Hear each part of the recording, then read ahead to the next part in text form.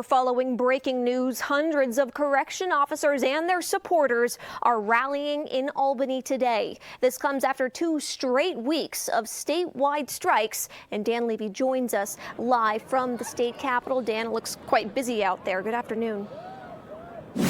Good afternoon, Allie. Yeah, here on the east lawn of the New York State Capitol, hundreds, perhaps thousands of prison employees have been rallying here since 11 o'clock. It's just breaking up. The bullhorns have gone away. The speakers have stopped, but the people are still congregating. They are still here. And I have to tell you, they were passionate and they were purposeful. And regarding an issue that everyone says should be nonpartisan, believe me, there were plenty of political barbs that were being tossed around here. Take a look at what the scene looked like here over the last 90 minutes here at the state capitol. A fortnight ago, of course, correction officers and other prison staff walked off the job at state prisons across New York.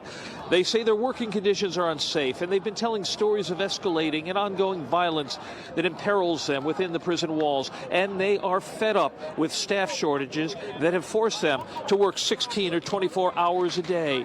Over the course of the last couple of days, of course, the state has begun to issue job termination notices. They have begun to revoke health insurance, and they have gone to court pushing for contempt charges for those who have violated the Taylor law by walking off the job. Now, one of the many speakers who were here today was the wife of a corrections officer, and listen in on what she had to say. He was injured while aiding another officer who was being attacked by an inmate. Both officers were injured to the point of having to receive long-term medical care. If my husband had not been in the area and able to help his fellow officer, that officer's family would have been receiving a worse phone call than I did.